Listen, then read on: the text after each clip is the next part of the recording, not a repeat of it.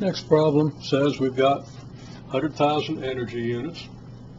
We want to know how high we can raise something, well, how far along a ramp with a given slope an object can travel if we give it that 100,000 energy units from some starting point.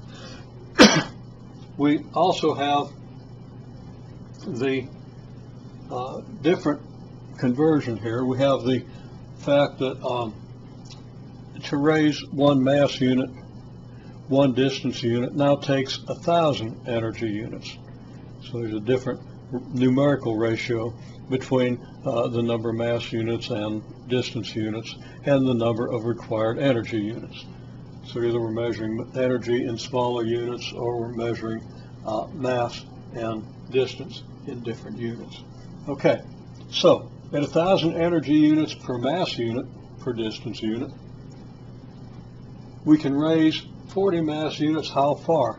Because the only thing you know is it takes 100,000 or it takes 1,000 energy units to raise one mass unit by one distance unit. Okay, so first thing we want to know is how high we can raise an object, not how far it's going to go along an incline. Now, if we know the slope of the incline and how high the object is going to be able to raise, we can figure out how far, and we're going to do that.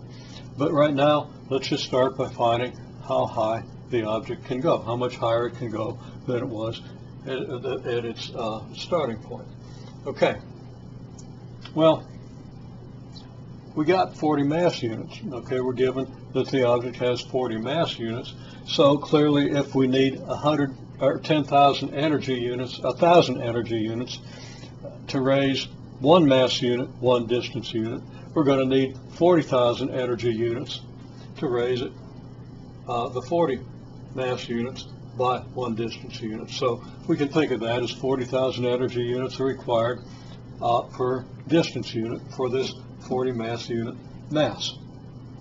Then with 100,000 energy units, we're going to be able to raise this. Well, if we got 100,000 energy units and every distance unit requires 40,000 energy units, we're going to be able to clearly raise 2.5 distance units because 40,000 goes into 100,000 2.5 times, and that result is fairly clear.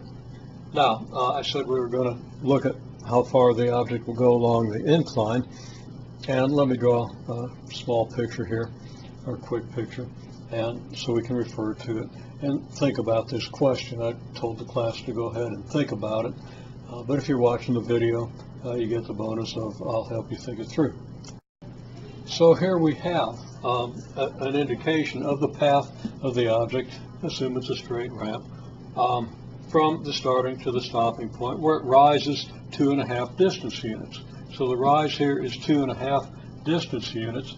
If the slope is 0.1, then what we have here is going to have to be, well, the run here is going to have to be 10 times the rise. Since rise over run is 0.1, the run equals 10 times rise.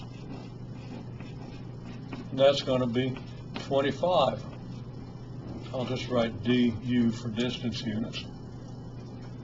Now, the slope is small. It turns out that the length of this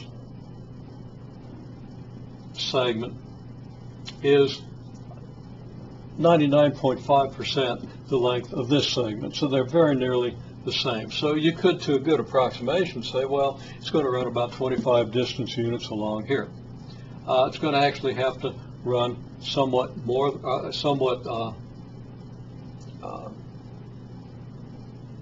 more than that in order to get the run of 25 distance units. But you can work that out using the Pythagorean theorem. Now you could also use all kinds of trigonometric formulas and stuff.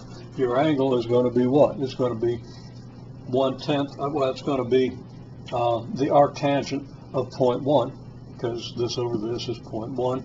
That's the tangent of this angle. So the angle is the arctangent of 0.1, and then you could take sines and cosines and figure out all sorts of things in secants and cosecants. Okay? That's totally unnecessary, since you can solve everything using the the Pythagorean theorem, and all those trigonometric ratios come from the Pythagorean theorem anyway. So I don't recommend that you go use a bunch of trigonometric formulas to answer this question.